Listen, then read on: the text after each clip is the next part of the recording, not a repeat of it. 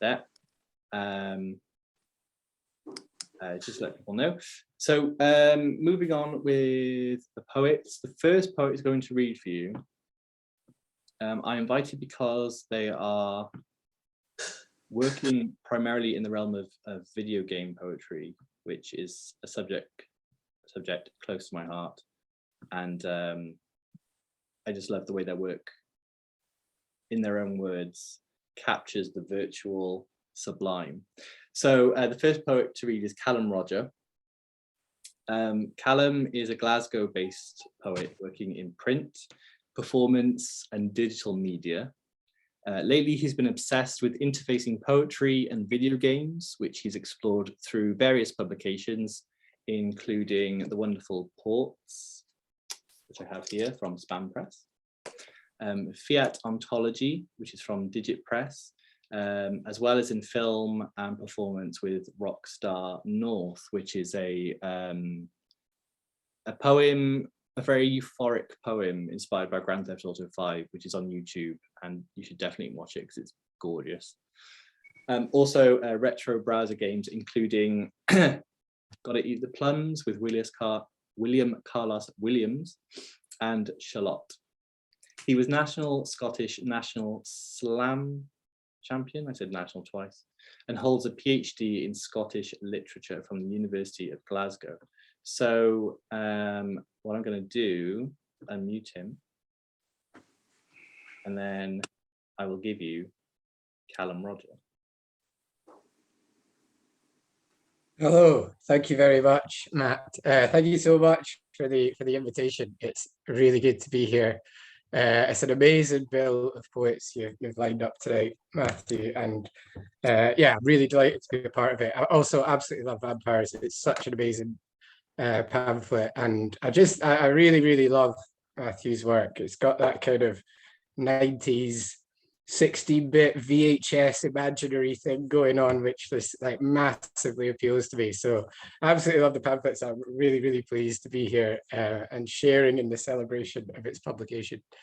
So yeah, I was gonna read for you just a few random bits and pieces. I'm going to start with a couple of poems from this book, Occasional Poems 2012 to 2019, that came out last year, summer last year, and as the name suggests, it's just a bunch of random, mainly performancey poems that are just kind of thrown together in this little book. So I'm going to start with a wee poem called Northern Lights. Just checking the time there. So, cool. Northern Lights. I know for a fact, thanks to Smash Hits or Top of the Pops magazine, that in the mid-90s, Peter Andre would shower at least 3 times a day. From time to time, this knowledge, and most of all its clarity, has been known to grip me with a momentary anguish. It's always been a dream of mine to see the aurora borealis. When I told my friend Sebastian this 5 or something years ago, he said, "But you have, don't you remember? One night on the beach in North Berwick. It was the most amazing thing. I can't believe you don't remember," but I don't. I've been jogging in the evenings again lately. All I've captured so far is space and the odd faint star. Then I come home, shower, make and eat my dinner, all the while looking for the latest memes on Facebook. Who am I to prioritize the objects of my experience? At least 3 showers a day is at least 1 too many. And I'd like to add, I had a wonderful little conversation with Matt there just before we started up. Matt read the very same article. Peter Andre did indeed shower at least 3 times a day. So that is fact, empirical fact. The next poem I'm going to read is actually the first poem about video games, or the first poem that uses video games as a kind of creative impulse that I ever wrote. And I wrote this in the autumn of 2016, which is to say it's a Brexit poem. And I was playing at the time a lot of a PlayStation game called Heavy Rain, which if you've ever played that game, the interface, the mechanics of it will be apparent in this poem. But if not, hopefully it won't impair your enjoyment too much. If indeed enjoyment is the right word for a poem entitled Press X to Jump in Mass Grave, which is a genuine instruction on a PlayStation game. I wouldn't dare write that myself, but if I appropriated it, I thought I could get away with it. Press X to jump in mass grave. Send to the left stick to calibrate your being in the world. When the gold stars encircle the blue dot, press B.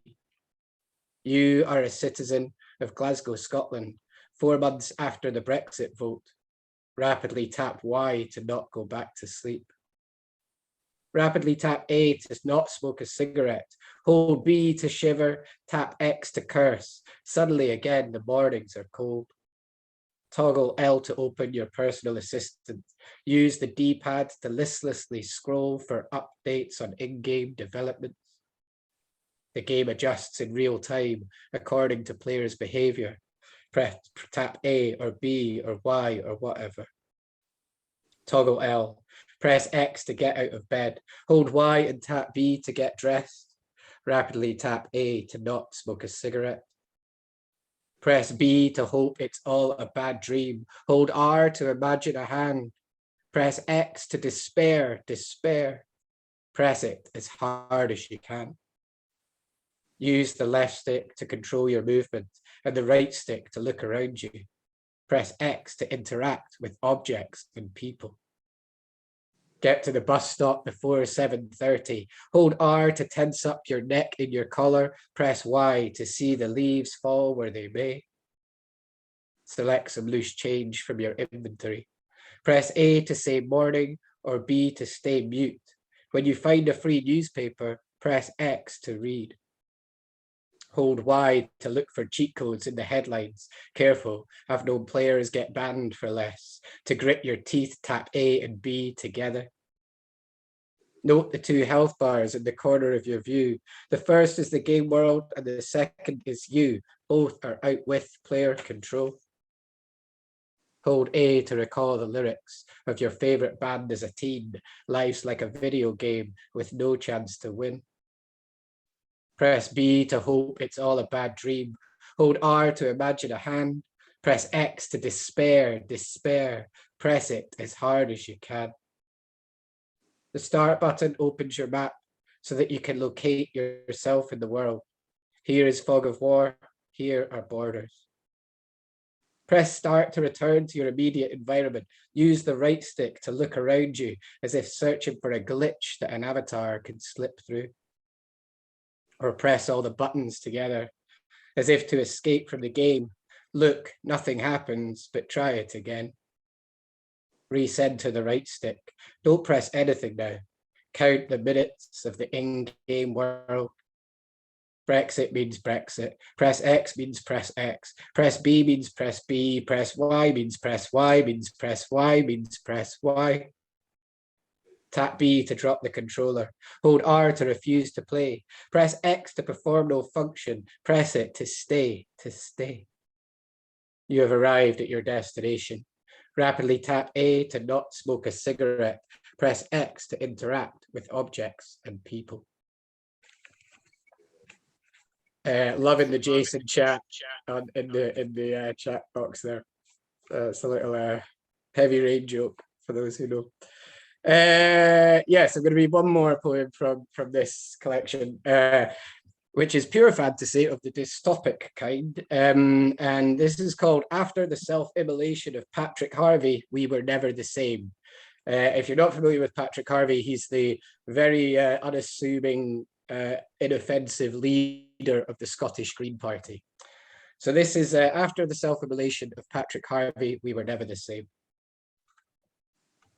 We were there that day in George Square in 2025.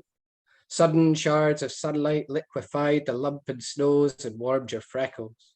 Strange that day to be alive. My last ever pair of Adidas, meltwater oozing at the shell toes. You gave me balm for my chapped lips, lemon flavor, I remember, and dug your nails into my palm as we were gurgled by the mass. I thought about the matcha tea we shared back in November. I'll love you till the end of time, you said. It couldn't last. An air horn blared, the crowd convulsed, the police closed their ranks.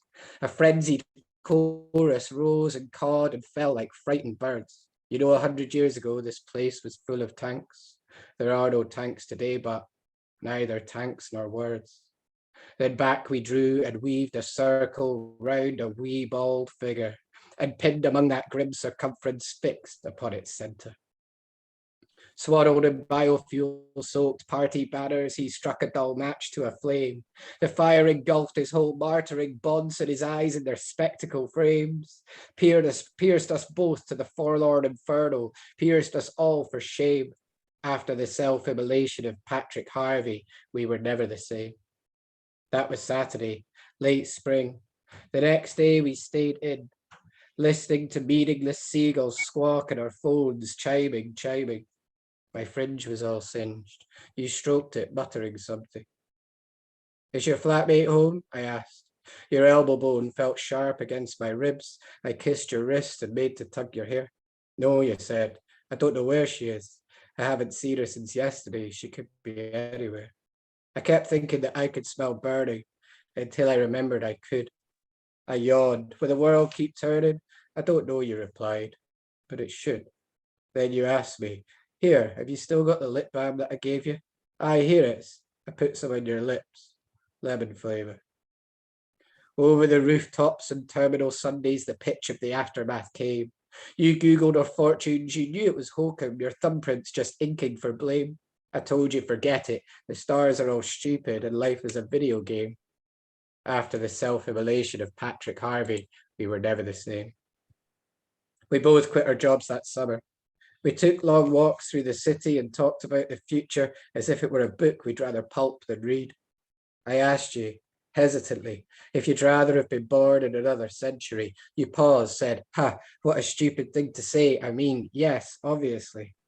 I would have thought it scorn in your voice had I not known better. Okay, I said, fair play. But everybody died back then too, you know. I know, right, you said, what a bummer. And it didn't really matter how slow we walked. It was not more beautiful that summer. It was better, perhaps, to keep our eyes downcast. We talked about the past a lot. We talked about the past. Remember that summer, the city ablaze, with the faith and a vision to claim. We met in the Yes Bar. You liked my hair, but you thought that my poem was lame. Oh, please never tell me of what happened after, of the rages that rendered us tame. After the self-immolation of Patrick Harvey, we were never the same. So the leaves turned red and red-brown with the last push notification. To your flat, we said, see you around. We forgot to say bye to the station. We watched as the city turned solid with the first of the what winter frost. Your cheek tasted dry and salted. You told me that you could smell toast. I noticed your lips were chapped. I fumbled around for the balm, but I'd left it back at your flat. I looked at you. Damn, I thought, damn. You told me you'd love me to the end of the world. Then the sky fucking cracked, and so ended the world. All huddled in litters at the mouth of the tunnel for what doesn't kill you will maim. You clawed at my face and sobbed for a moment. I cried to your freckles your name. I grasped at your body. We're already fallen. We scented the drones taking aim. After the self-immolation of Patrick Harvey, we were never the same. After the self-immolation of Patrick Harvey, we were never the same. And I'm going to finish with one very short poem from my very first wee pamphlet that came out a number of years ago, which I haven't read for a long time, but I thought, what the hell. And this is a poem entitled, The Worst of My Faults is a Certain Impatient Gaiety of Disposition, which is a quote from Robert Louis Stevenson's Jekyll and Hyde. Certainly one I identify with, perhaps not one of the worst of my faults, but certainly one of them. So this poem is a generated poem made by combining the text of Stevenson's Jekyll and Hyde with various MDMA reports that I found from a website called erowid.org. And I'll finish with this one. The worst of my faults is a certain impatient gaiety of disposition. I'm trying to pass the man in the superheated tent with my life, then all goes hazy. So I go on a long vacation, close my eyes and sway to the state of my mouth. I want an immediate physical effect, a tactile, meaningful response. But the weather has been like a part of us left outside. and the moisture of some old sin has grown too cold. Sigh. And I know that this is only a bovine volume, but we all like that from time to time, don't we? Thank you very much for listening. Thank you very much, Matt. And yeah, enjoy the rest of the reading. I'm very much looking forward to it. Cool. Thank you so much, Callum. I really love Callum's work. There's like a kind of really charming innocence to it. I don't know, it's very pure in a weird way. So thank you very much. Which brings us to our second guest poet of the night, who is Andrew Macmillan. I'm gonna read Andrew's bio to you as a way of introduction, if I can find it. There we go. So Andrew Macmillan's first collection, Physical, was the first poetry collection to win the Guardian First Book Award. It also won a Somerset Maugham Award, an Eric Gregory Award, a Northern Writers Award, and the Aldeburgh First Collection Prize. I can never say Aldeburgh. It's like Edinburgh, but Aldeburgh. I can't get it. In 2019, it was voted as one of the top 25 poetry books of the past 25 years by the Booksellers Association. His second collection, Playtime, won the inaugural Polari Prize. He's a senior lecturer at the Manchester Writing School at Manchester Metropolitan University and is a fellow of the Royal Society of Literature. His new collection is, which I have here, Pandemonium. I chose Andrew to be one of the guests on my reading because he's, well, this particular book, Pandemonium, I'm not sure if enjoy is the right word, but it's very, it gets inside you, I think is a good way of talking about it. It talks about the internal mind and body, and it's very fiery and very dark, and that really appeals to me. So I'm gonna unmute Andrew, or ask him to unmute, and then Andrew Macmillan can deliver his set. Andrew.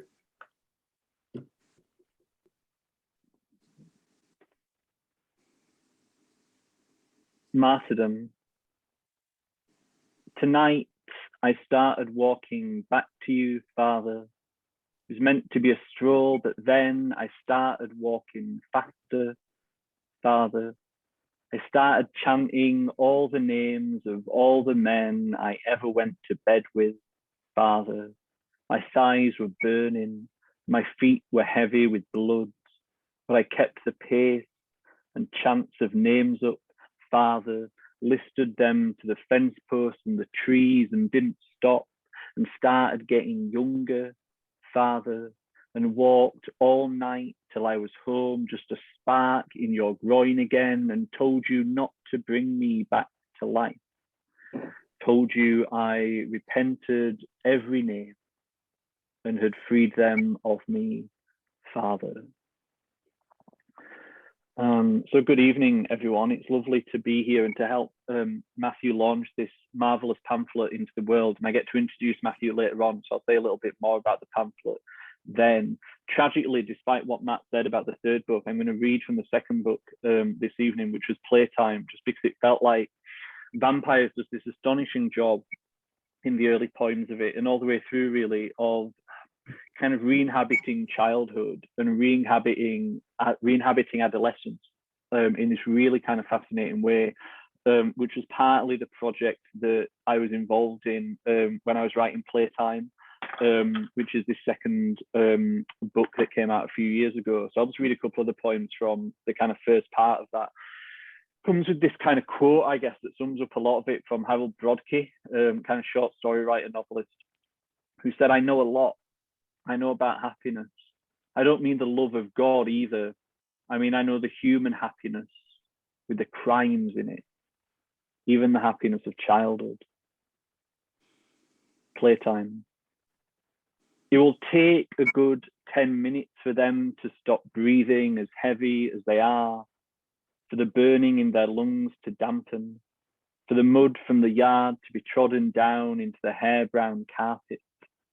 One boy clutches his chest as though trying to keep his bones from bursting out.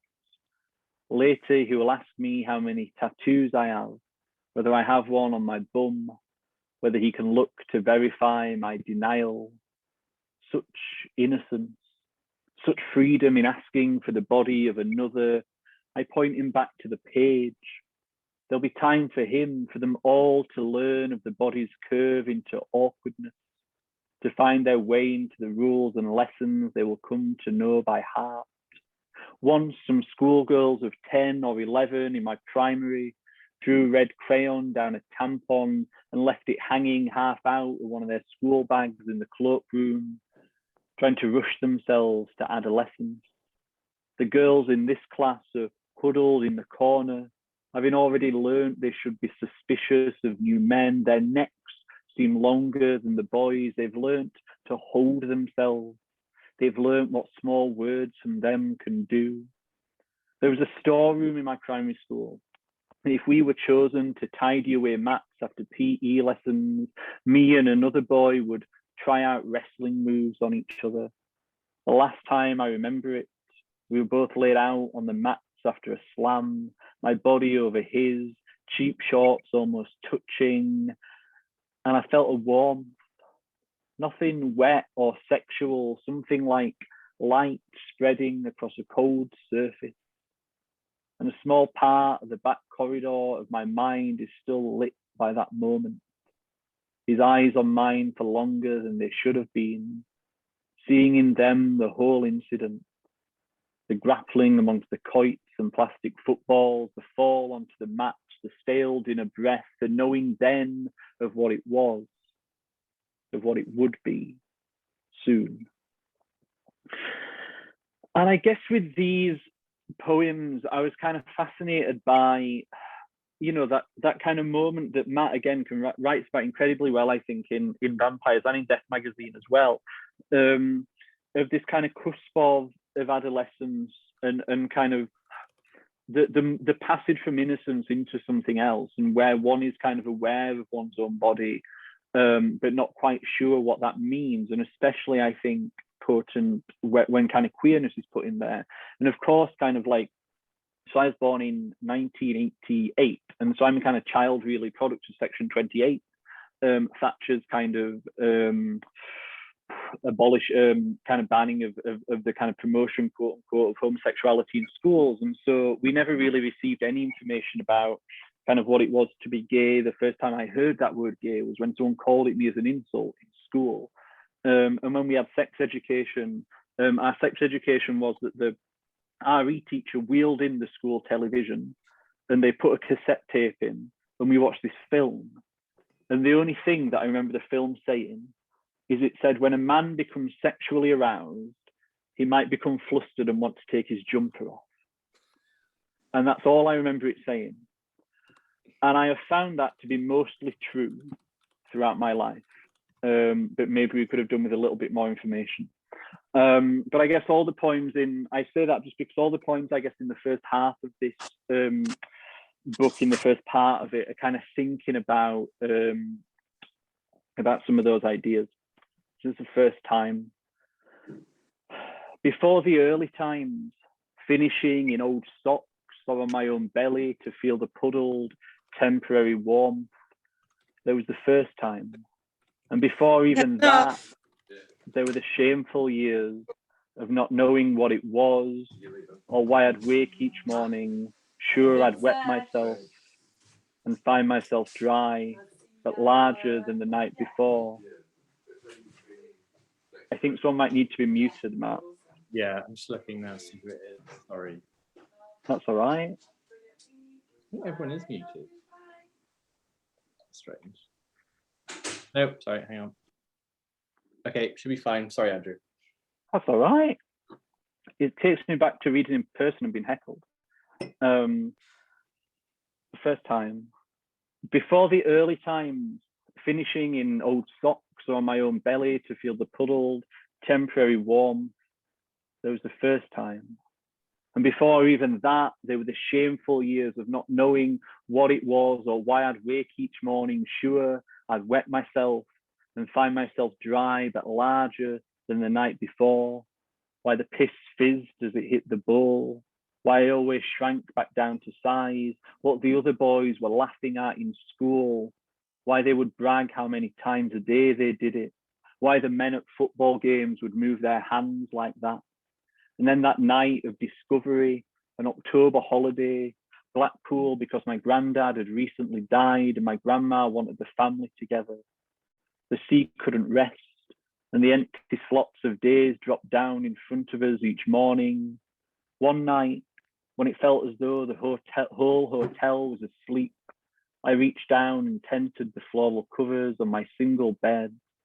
A few quiet strokes, and then a tide, a pool, a bursting through my joggers, and I ran to the bathroom.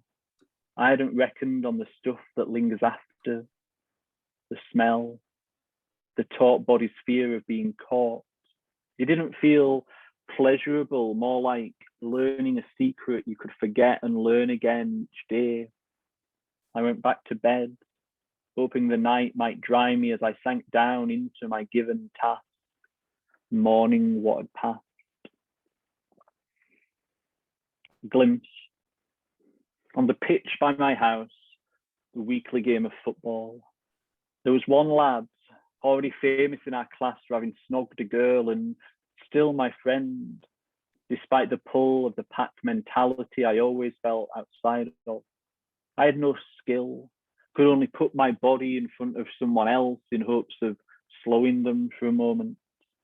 And this time, it caused my friend to fall. And in the split second it took for him to regain himself, I saw, slipped from shorts and briefs, his whole private self. Though he hadn't noticed, still giggling at my sudden prowess at defence. And after that, there were other times, crowding into a friend's bedroom, me pretending not to look as someone showed himself to a girl, and the emptiness that followed. Nobody yet ready to do the things that come after. It was still deliberate and so different from that earlier time, the grass, that glimpse of something that seemed to be all potential, tiny sapling, not yet seeding, just another part of our innocence, fear and lust and shame, not yet ripened to full blush. Let's read a couple more poems. Things said in the changing rooms. I don't still carry them on my shoulders. I think probably they rested somewhere in the scoop of my clavicle. The time a teacher shamed my obese body as I pulled my shirt off my head, or the time a new young supply teacher seemed to look at me with pity, as though my body was someone else's misbehaving child. So each time I take myself to the edge of the tiled square, away from splintered benches, the whole thing no bigger than a modest corner shop and full of my classmates. The two types of bodies boys that age have, the flabby, baggy ones, the skin a shirt draped over them they're trying to grow into, or the ones thin as Bunsen flame, who seemed embarrassed by their own fragility, all waiting for the body to exert itself over its own boundaries. Some boys knew how to make a performance of their size. My instinct was to hide, not shower, like the acrid stink of sweat and nylon settle on my skin. The ones skinny enough to be able to pretend muscle would take their time, do slow circuits of the group, hold eye contact with everyone.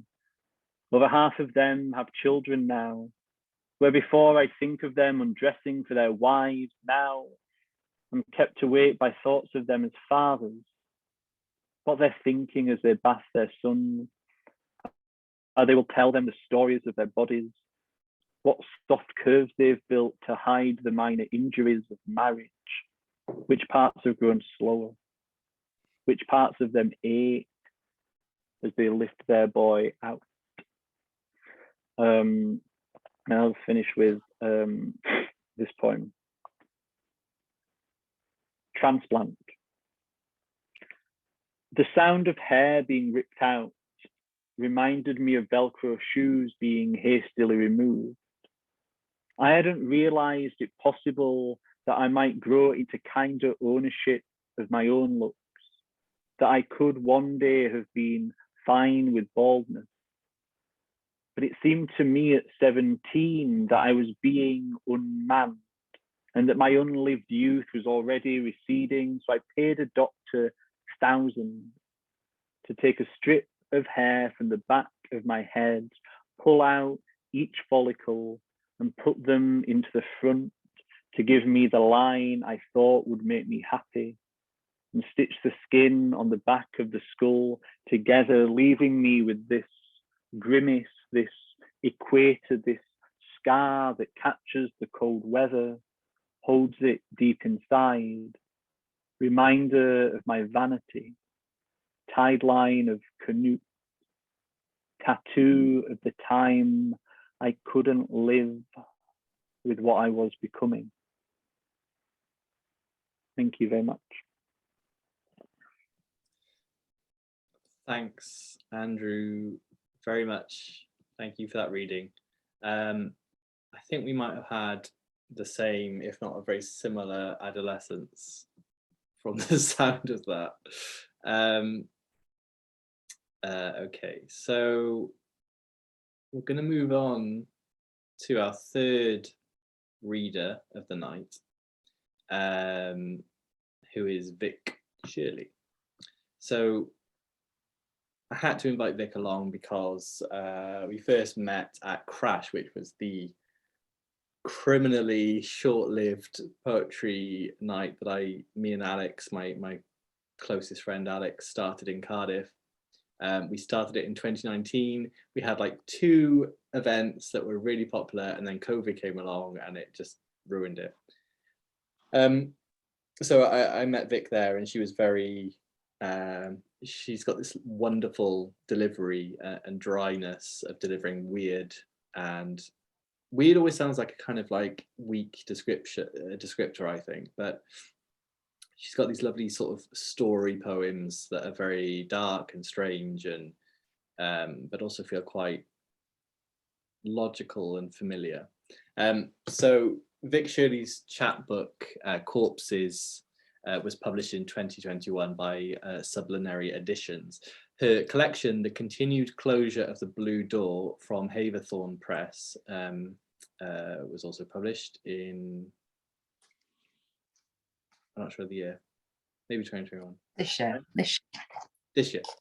Her book of photo poetry, Disrupted Blue and Other Poems on Polaroid, and her pamphlet, Grotesquerie of the Apocalypse, which I have here, with a really, really lovely cover, were published in 2021. Her work has appeared in such places as Poetry London, The Rialto, 3am magazine, and Shearsman. She's currently studying for a PhD in dark humour and the surreal in poetry, which should give you an idea of the aesthetics of her work. So I'm going to hand over to Vic, and I hope you all enjoy.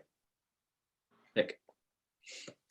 Thank you so much. It's so lovely to be here. Thanks, Matt, for inviting me along. It's an honour to be launching your amazing pamphlet, Vampires, with you. And it's really lovely to be reading with Callum and Andrew too. So yeah, brilliant. So I'm going to read a little from, selection from, my collection, The Continued Closure of the Blue Door, and Corpses, and I'm going to start with a few from my new pamphlet, Grotesquerie for the Apocalypse. And the grotesque is something that I've been exploring and playing with a fair bit in the last sort of few years, really, and it's something that I'm finding seems to be sort of resonating with people quite a bit. And I think, you know, it's very possible that's something to do with the times that we're living in, the grotesque times and very strange times that we're living in at the moment. But yeah, when I was sort of thinking about poems for tonight, because one of the things I just loved when I read Vampires, it was just so lovely seeing all the 80s and 90s references in it. So I kind of got led by that when I was picking poems to read tonight, but I'm afraid if you have tuned in, because I did announce something about a Cagney and Lacey reference earlier on Twitter, I'm afraid I have swapped that for another poem, so you will have to buy my collection to experience the Cagney and Lacey reference, but I hope you'll be pleased with what else I've selected. So I'm going to read, a few from Grotesquerie for the Apocalypse. And I'm going to start with Not in Kansas. I was going to time myself and I've just chatted and forgot. Okay, Not in Kansas. You step out into your back garden and find yourself in a mud wrestling ring with your opponent coming straight towards you. You start to shake a little. It turns out that this is your trademark. They call you Jemima the Jelly Harrison. You have waist length, blonde permed hair. Your opponent has a mullet, enormous biceps, and a tan to die for. By the quantity of Frankie Says Relax t-shirts in the crowd, it's clearly the 1980s. This is always the era you'd hope to come back to, but fantasise more of a cocktail bar or top of the pops dance floor scenario. As you're trying to recall the wrestling moves that must have got you this far in the championship, a Mad Max-esque aircraft lands, its blade chopping you into pieces, scattering your limbs into the nearby wasteland. Suddenly, you aren't in the 1980s anymore. It's more like the 1930s, and at the bottom of your bloody legs and feet, now miles apart, are some ruby slippers. Okay. I'm now going to read a poem called Split. An egg hatched, and a Polish lowland sheepdog telling the most boring story anyone had ever heard emerged. After 17 excruciating minutes, he was put down.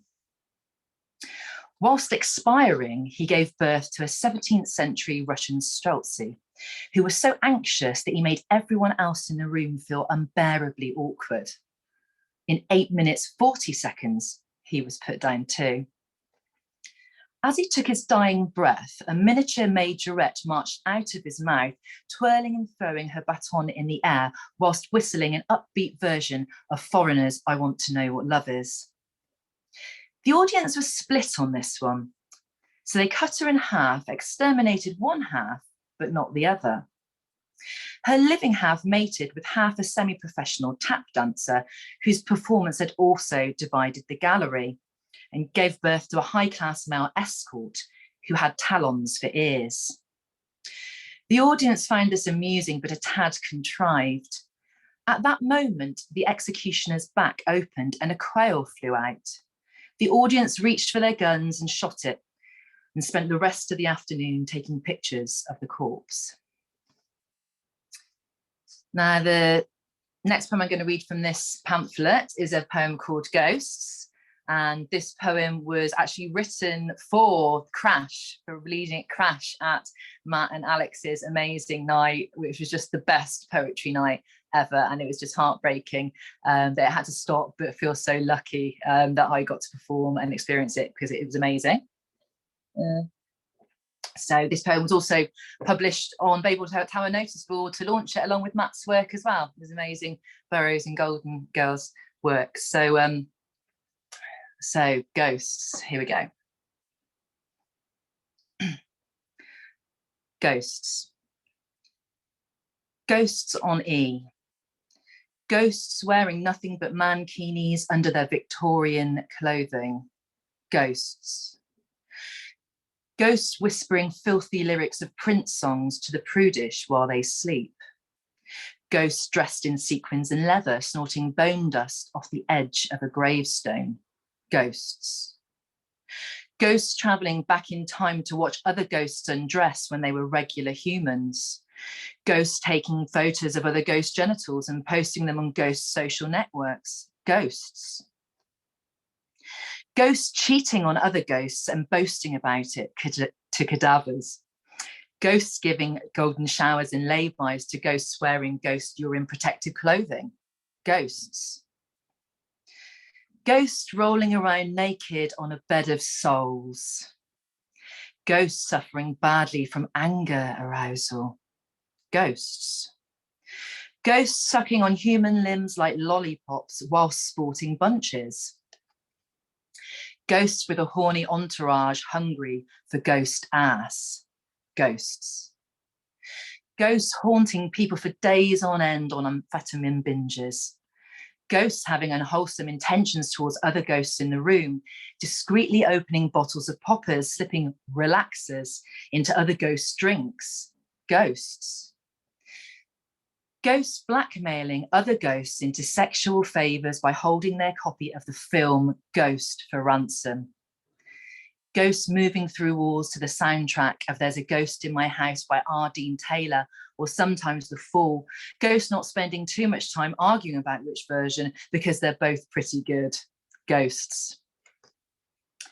So that's some from that one. I'm going to read a good handful of corpses now. Let's keep track of what I'm doing. And I'm going to, I always like to start with the first one, even though I'm sort of dipping in and out. Oh yeah, I've thrown in a couple of festive corpses as well. So obviously we're thinking there's a few 80s and 90s, but I thought because it's December, we're throwing a couple of festive ones as well. So I always like to start with the first one of these because it sets the scene a little. Okay. 1.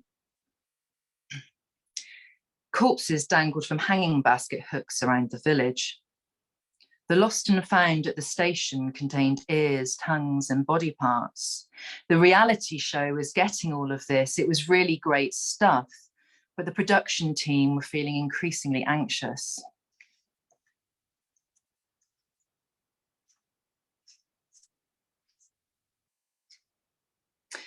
The corpses fell from the ceiling of the cave entrance like a beaded curtain.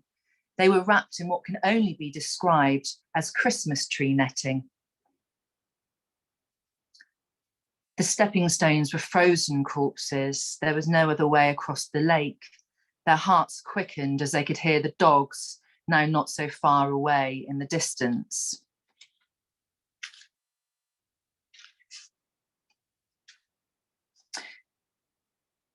She knew she had made a fool of herself, said too much, shown too much, made too much of the once limp, now finally stiff morsel that had enticed her here in the first place.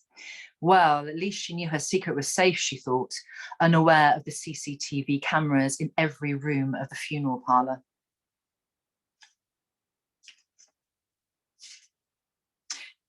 "16. She named him Fraser and found his psychiatric services more financially manageable than her last therapist, while his listening skills were second to none. 19. The mortician made an excuse and left the room when the family came to view the corpse, for the deceased friends had thought he was sleeping and had written dickhead on his forehead in permanent marker.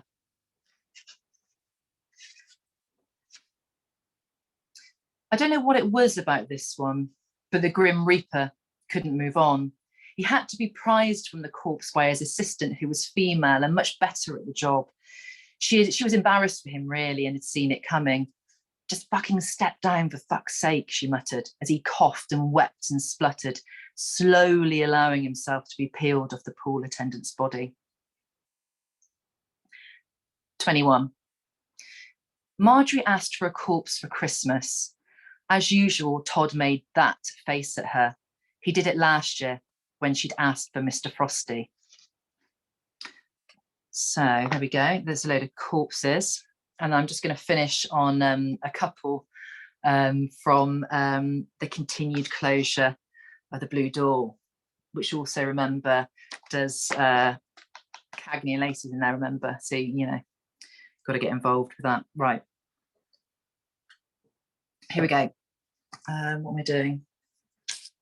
Oh yeah, so I'm going to read a poem called The Secret, which is written after James Tate. And I will say that there's a lot of poetry in this book that is influenced by James Tate. He is my favourite poem, and he had a life-changing, it was just a massive game changer for me, discovering the work of James Tate, and he helped sort of give me my voice. So here we go. The Secret. I arrived at the service station at night. The toilet attendant ushered me over to the cafeteria where everyone was crowded around a small boy. He has it, they said. He has the secret. I've always wanted the secret, I said. Shush, they said. Everyone's always wanted the secret. Now shut up and listen. The boy was poised to make a speech on a little stool, the kind you would imagine he pushed up to the sink at home to brush his teeth. He cleared his throat about to commence when my mobile phone rang. The ringtone was the Rocky theme tune. The boy dismounted and began punching the air, jogging around, shouting, "You're Adrian, I did it."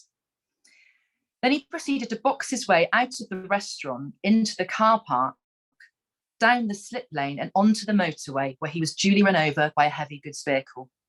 I'm sad to say that he took his secret with him. You can visit his shrine at Lee Delamere Services between Junction 17, Swindon A420, and 18, Chippenham A350. People say that after dark, you can hear the secret in the sound of the wheels on tarmac. But if you hear it, you mustn't tell anyone. I've just got a very, very short one I'm going to finish on because I think it leads to Matt's very nicely. And it's a bit different in feel to the ones that I've read so far. And it's called Caricature Sandwiches, and it's written after Crispin Best. If we break up, I promise I will give you a good reference. My evil, you are kind enough to ignore. The days are long, like jaundice and jaundice. The days are long, like the periods in which we don't have sex. When I'm gone, it is a comfort to know you will water the oranges and will have a quietness of mind as usual. The days are long, like a 1990 song by Meatloaf. I am loathsome, like a reoccurring cold sore. My metropolis of toiletries gives you nightmares. Your knack to untangle keeps me dreaming of Parma violets. Thank you. Thank you so much, Vic. I just thought that was, those points were just astonishing. Thank you so much. It's so great to sit through them and hear them. That was really brilliant. And I've got the reason I've come back on is because I get to now have the great honor and pleasure of introducing Matt to kind of round off this evening. And obviously the reason that we're all here, I first came across Matthew's poetry when I was judging the Forward Prize in the year that Death magazine came out, and it struck me then and still strikes me now as such a kind of remarkably assured debut, such a unique kind of voice that Matthew has. And we all know that. We're all here because we're fans of his work through both the pamphlets and through that debut collection. Just this astonishing kind of ability to write with sincerity, but surrealism and humor, and this kind of 90s kind of vibe that certainly comes across in Vampires as well. And so we're here tonight to celebrate Vampires, published by one of our great indie presses, Bad Betty Press, who just do so much kind of great work and great publishing in poetry. Vic's waving it. There you go. That's the product. There we go. Being plugged. Excellent. Vampires obviously comes out this year, following on from Death magazine that Salt did in 2019, and also Black Jam by another one of our great and important indie presses, Broken Sleep Books, that came out in 2019. Death magazine was longlisted for the Polari First Book Prize in 2020 and was, as I said, highly commended in the Forward Prizes in that same year. Matthew's also been commended in the Winchester Poetry Prize, published in journals such as Poetry Wales, Rialto, Magma, The Guardian, and Poetry London. In this year, 2021, he was the judge for the Poetry Wales pamphlet competition and interviewed for Edge magazine as well on the relationship between poetry and video games. I'm kind of honored to count Matthew as one of my friends of poetry, really. I kind of feel that when I converse with him on poetry, I leave having learned more and feel a different way than maybe I felt before about poetry and the potential of what it can do. And I feel that way after I've read his work as well. And so I'm just really thrilled that we all get to be here to hear Matthew read from Vampires. So Matthew, I'll hand over to you. Thank you, Andrew. That's really, really kind of you, and really touching. Thanks so much. Yes, so I'm going to read, obviously, from Vampires. So this is a pamphlet which has been published about a month ago with Bad Betty Press. Bad Betty put out a call, I think it was in 2019, I want to say, or 2020, for pamphlets, and there was just something like intrinsic. I was like, I have to send this to Bad Betty, because I just felt that they would get it, and they did, and they loved it, and they published it, and I'm extremely grateful. And it is, yeah, it's the magic of the poetry world, that you can dream up something and people will like it. I find that, I continuously find that beautiful and magical, and I'm going to keep using the word magical because there's nothing else that I can think of to describe this. So yeah, so this was published with Bad Betty Press. I keep describing it as a kind of eulogy to my Aunt Rachel, who died a few years ago, but it's also a kind of meditation on popular culture, particularly of the 80s and 90s, purely because those were the decades in which I grew up in. And also, I think the importance of popular culture it's kind of, popular culture, I find, is like an anchor for our memory. So often, I think this is a common thing for everyone. When you think back to your childhood, your teenagers, a lot of the time, popular culture will be involved in those memories in some sense. It might be a film you were watching with someone, a game you were playing with someone, music you were listening to with someone. You know, I think it's threaded through our lives, and I can't kind of navigate my way through poetry without using popular culture. I keep saying this, and I think it's true, but I think probably really the pamphlet is an examination of death and what it means, what it does. And I think I said on Facebook a while ago that death, you know, it kind of puts these black holes through reality. I found, and you know, when I experienced death in my own family, I found that time just stopped meaning anything, and everything kind of keeps shifting from the past to the present to the future to worries of the future, but also the beauty of the past. It continuously shifts. So this is really what this pamphlet is about, I think. So I'm going to stop kind of trying to describe it and just read from it. But what I want to do first is just give a little visual reference point, I think, for some of the poems. So if I go on to sharing my screen, which you should be able to see, hopefully now. Get rid of this, blah, blah, blah. So hopefully everyone can see. So the first poem I'm going to read is called The New Zealand Story. And the reason is that when I was a kid, me and my brother would like go into my auntie's bedroom, and she had this old sort of console. It might have been an Amiga or something like that, and she had this game on it called The New Zealand Story, and basically you played this little sort of weird yellow bird, and it was a kind of punishingly difficult game where you had to sort of navigate the levels, and one of the early bosses was this whale, this pink whale, which looks like it's ensconced in crystal to me. So that was the kind of basis memory for this first poem. So I'm gonna stop sharing my screen somehow. Where's Zoom gone? Here it is. You are screen sharing. Stop sharing your screen. And then I'll be able to read it. So this is called The New Zealand Story.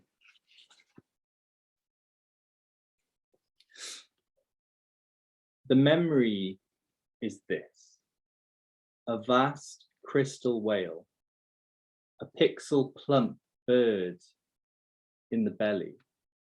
My brother and I love birds in your crystal room. Your CDs sprouted a forest of fingerprint spirits from all the child-soft touches.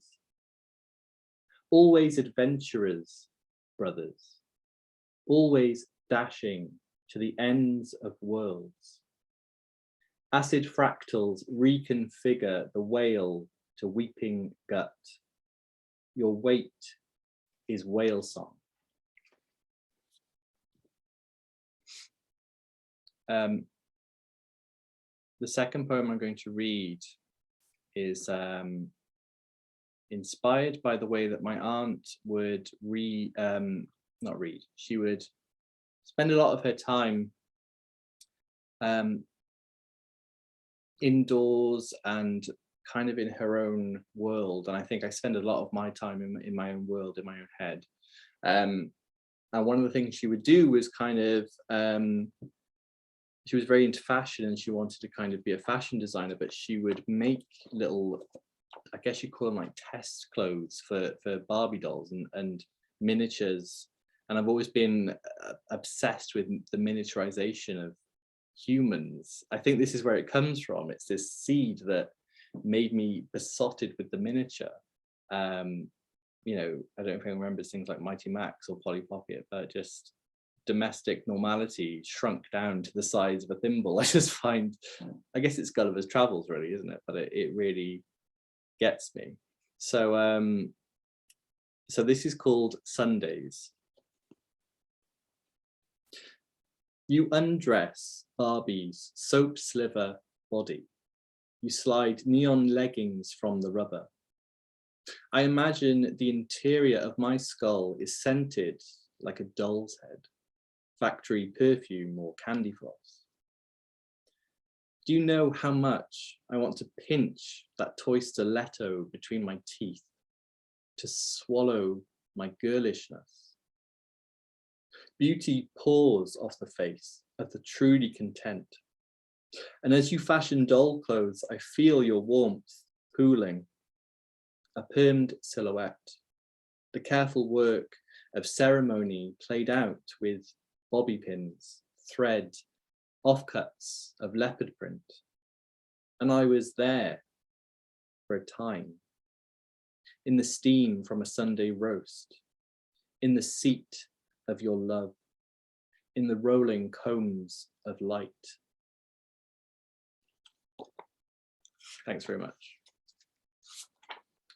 I have to be honest, like I shared my screen and then I can't find Zoom anymore. Literally can't find Zoom anymore. It's gone. Like when I click Zoom, it takes me to like the main thing where it's like, do you want to start a meeting? And now I can't find it. So I think I'll just have to like unpause it, resume share if I want to. I'm going to resume the share because I got to show you all another picture. Can everyone see my screen okay? Yeah, cool. So the next poem I'm going to read is a very, I guess the seed of it is a very early memory of my aunt being very gothic, into the dark things, into horror films, and very, very into Halloween. And I think one of my earliest memories is her dressing me up for Halloween. But I think back then, which would have been the early 90s, there were no, or at least in my family, there were no qualms about what you dressed as, you know, what gender-based thing you dressed as. So she used to dress me as a witch every year for Halloween when I was a kid. But she also used to dress me up as an old lady, just like a normal old lady. And I used to find it hilarious back then. I still find it funny now because the photo is just mad. So if you can see the photo somewhere, here we go. I'm going to share my screen with this image. Not this one, this one. And this was what she used to dress me as. She used to get like my nan's, I don't know what this is, like some sort of like silk handkerchief. She used to put like this blouse on me, and then my nan's like knitted, I want to say cardigan, and she would stuff it and stuff it and stuff it full of like socks and things until I had these giant old lady breasts.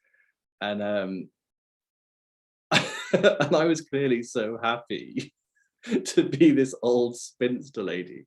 It's kind of like the blueprint for my life. This is what I'm going to end up as. So this is like giving you an insight into my aunt's mind, but she used to dress me up a lot and put makeup on me and stuff. Obviously I loved it. So that's the background, but this poem is called I Am Your Witch. And for God's sake, one day I'm going to learn how to pause all of this. Stop sharing. You just have to look at that picture for now. This is called I Am Your Witch. Playing dress up, and you a giant mouth, rosy globes of bone. In this bedroom universe, my head's blonde moon orbits the planet of you. Such forests of makeup we push through to find the witch within. You set obsidian lakes on my nails, chalk twilight across my cheeks. You never forget the bin bag's crinkle as it's taped around your body in lieu of a costume. The waxy green effulgence of fake fingers, full chest. You spun me around towards October burning. The night was so buttered with amethyst. This boy, you took his mind, you let the gender bending bats in. You let the spider eyes in. Sweeps of eyeliner, slashes between seductive worlds.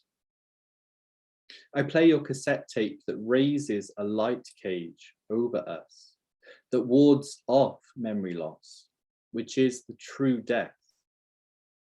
I was born raw as whale fat. Horror movies licked their bloodlight over me. Once, you stood in the kitchen lopping a glistening pineapple down to gold hoop earrings. We could smear the word pineapple with your ashes and it would mean something. Once God was stuck to the stuccoed ceiling of that house, like a white gloved hand, a mouse pointer. Playing Nintendo, we shriek with laughter as we kick bombs back and forth, and you shouting, I'm dead, so many times, as if rehearsing for the big day, as if tempting fate the way a moth invites itself to your lips. The one thing I keep is the vial of nail polish. I'm thumbing the black crust off it when the call comes through, when mum's howl stabs upwards from the hallway. But I'm getting ahead of myself. I meant only to talk about the time I went as a ghost into the dripping night, and your warmth followed me. Tarmac exhaled from fresh rain, dark as liver, your fingers at my back. I swear for a moment, my trainers left the mirrored ground.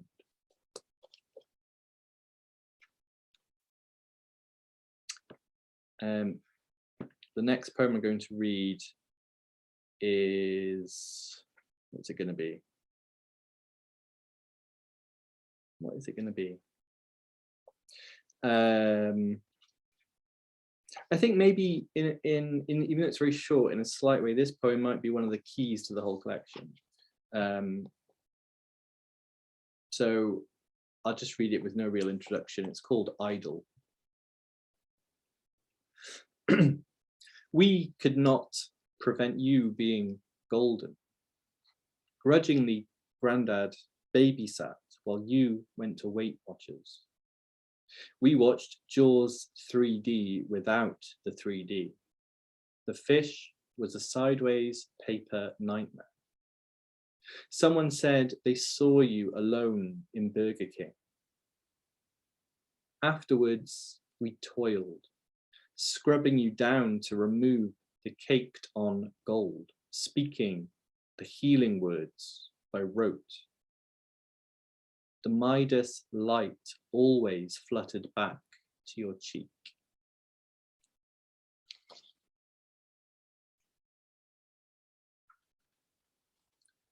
I'm going to read some more poems, but I'm going to do a really quick thing and get some water because I'm dry. So 1 second.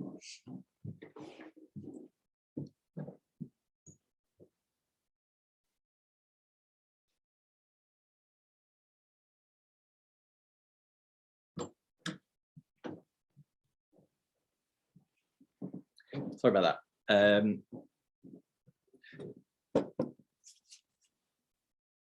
You know, it's quite a difficult pamphlet to deliver, I think. But even though I think in poetry, when people talk about grief, there's always this kind of weight to it and a kind of serious po-faceness, not po-face, that's probably the wrong word, but a serious face that has to come on.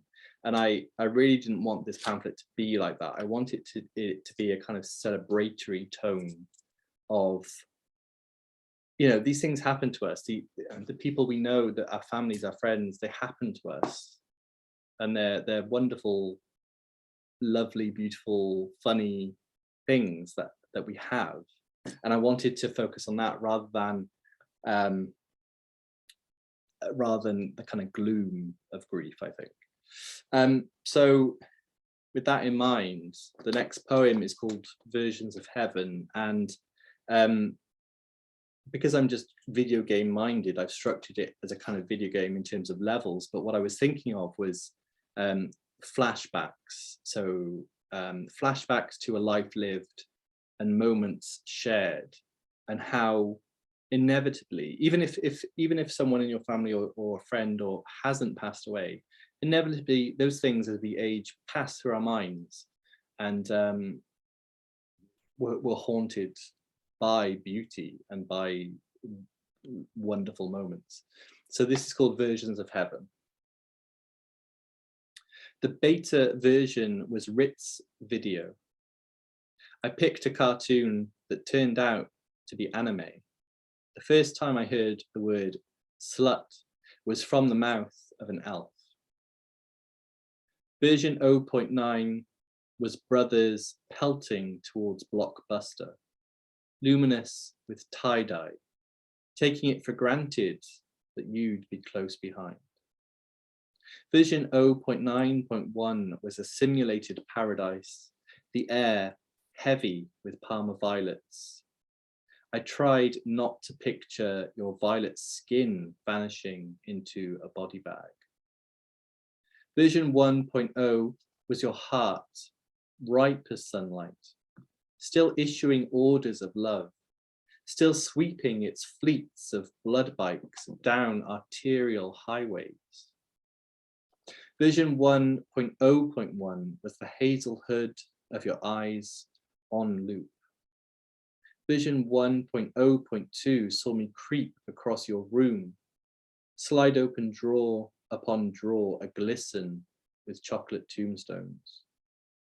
Version 1.1, I leaned in for a kiss. The baby powder cloud you wore like a visor, breaking its canopy as if inhaling a new planet. Version 1.1.1 was a boglin for a fist. All 90s toys were toxic and they smelled fucking great. Version 2.0 was a factory, chocolate bars clad in cloaks of chrome. You probed the foil door open with your tongue and followed the galaxy down. Version 2.0.1 was the butterflies alive in your hair en route to Barry Island. Black sacks of Kodaks and you plunging through the log flume's spume in your velvet coffin. Version 2.0.2 was the exercise bike, untouched, dancing to True Blue in your room. Version 2.1 was the unveiling of your new body, a soap bubble, a chromatic disc, an eye in space. Version 2.1.1 was you, middle-aged, glorious, heart as tough as pigskin, spilling ebullient from your skirts, girls. I might just divert from vampires for a moment, because there is a poem in my first collection, Death Magazine, which was published with Salt, which is along the same lines and inspired by the same person. So this poem is called What Will Your Sims Do Now? Like a good nephew, I save your computer from the skip's slew of lifelong wreckage. I lug its black lake weight back to my room, even though the tower is now a humming grave. Inside still live the pixel kids you abandoned to a timeless paradise. They're still frolicking poolside. They're spouting gibberish, clownish in a summer that will never end. They know nothing of the absent God act you've pulled. Tiny Adams and Eves in cherry print caftans. I feed and clothe and shower them, strange skin cells we've shed in your swift exit. My head is haloed by the screen's heaven blue, the way yours must have been as you crafted your craved reflection. Here is the candy-haired mohawk girl modelled on your ideal. I push her around her little kitchen, fingers lingering on the keys that yours last touched. Her chip pan has caught fire. The girl's face bursts open with tears. Scorched walls, her kitchen is ruined. I can't console her.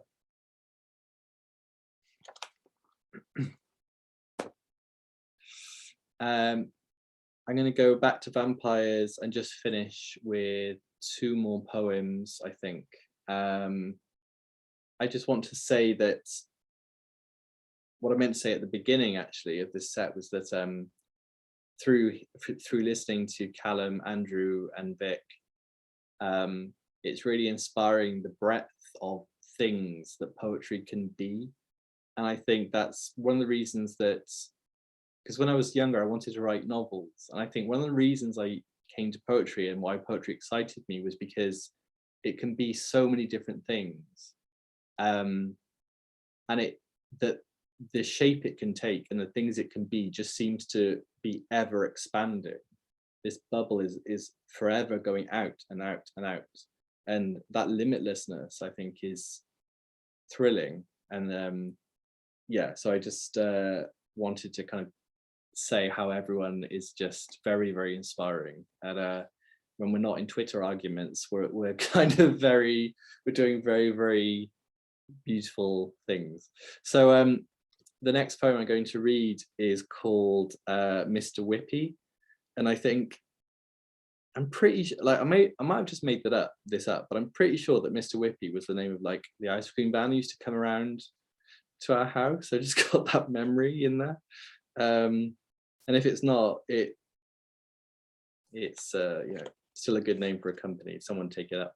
So this poem is called Mr. Whippy. The vampire of time shot one bloodshot eye through a mirror and saw you, sped a fang, a flame through your veins highway. 44 was scrawled through one suicidal incisor. All through life, the cream cake, your companion. All through life, the red sauce. Time puts its mouth to us and feasts, and we feast from Earth's dream. Fuck it. Just let me be invaded by the same death snow, or the same dreadful emperor. Let me be buried in a coffin filled with sugar. We'll go the same way, cramming crushed pearls down our throats. The past is a party in a glass room sunk through the ocean's never. Your Gothic locket is lowered, lowered, and gone. This space is where you reign. Coquettish face split to cochineal parts, glass flutes curdling with shake, accordion flesh arrayed across dimensions, you queen of mirrors.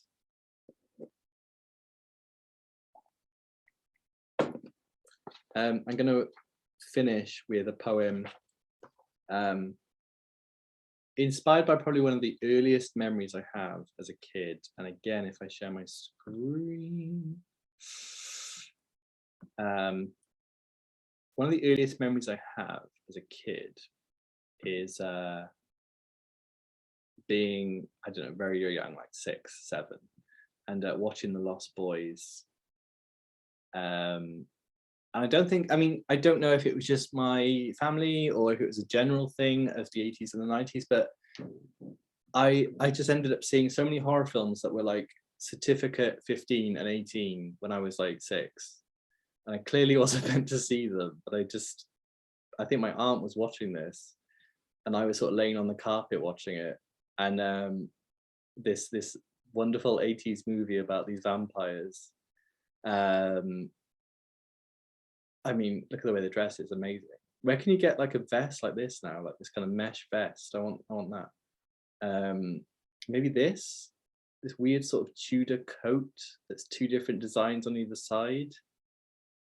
You know, we're not tank tops. We're not doing enough for men's fashion these days, I think. So this is one of my earliest memories, and I think something that was very cozy and very kind of inviting and warm about those decades was renting a video, which is unheard of now, but renting a video and watching it as a family, even if you're too young for it. And I don't know, it creates this kind of electricity, I think, when something is, I mean, everything is on display now, everything is free, everything is quick, everything is easy. Back then, things had a kind of weight. And I think there's a special feeling between 2 people watching a film together.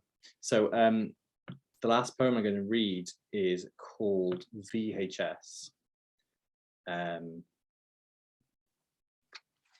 So VHS. My birth was bonfire smoke and roads slicked back like blackjacks. 2 hearts were bat curled to cinemas dark. We watched The Lost Boys and felt the electric forces of plasma through our blood.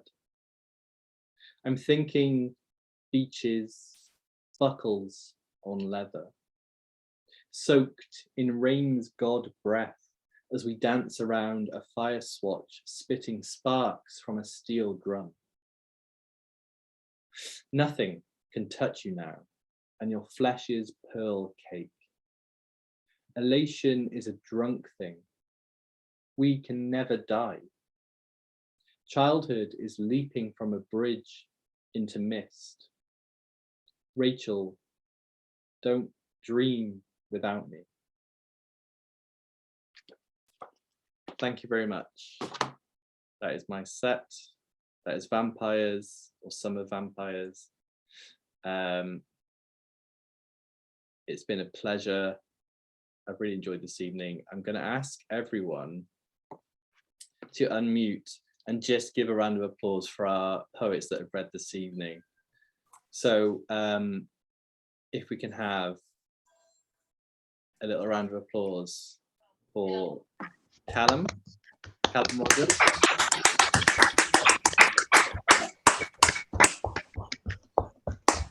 Brilliant. Can we have a round of applause for Andrew Macmillan?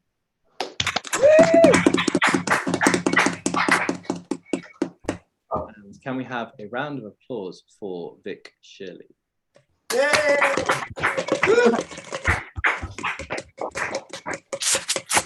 I can't ask for a round of applause from you. That sounds really narcissistic. So we'll just say, can we have like a final round of applause?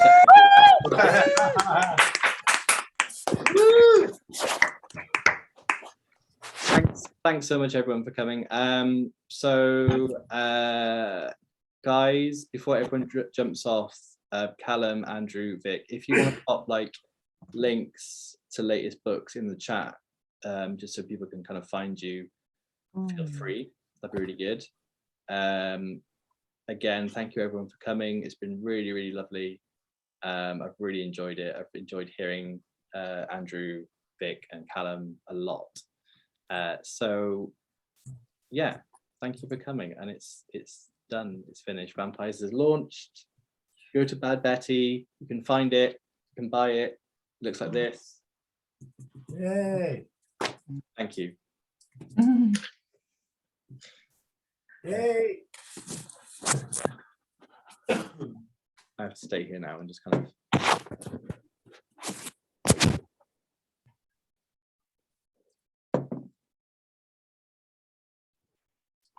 Callum, what's this? Thank you, Matthew.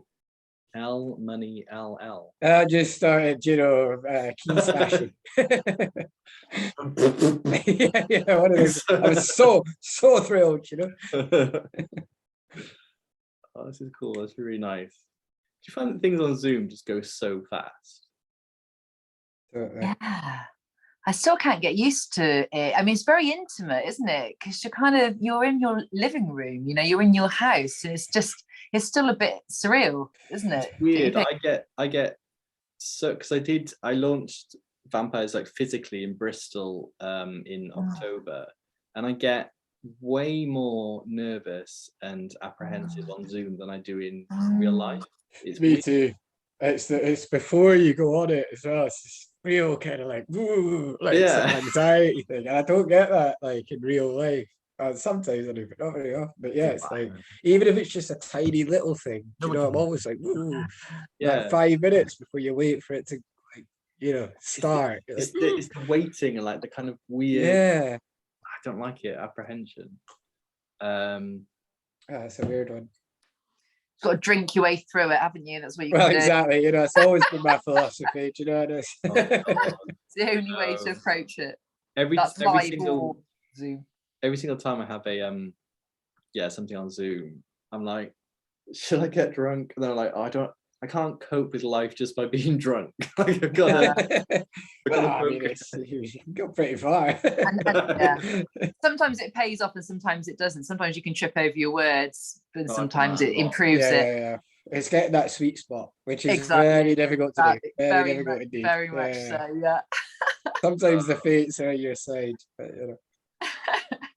No, I'm a bit like annoyed because I never ever trip over my words, especially when I'm reading my poems. I never do it because I spend so much time practicing them. I'm just like, good. You didn't trip up today. You didn't tonight. You was perfect, flawless. Yeah, no, it was great. No, but talking about other people, I was like, he's the Royal College of. That didn't matter. Yeah, but your work was perfect.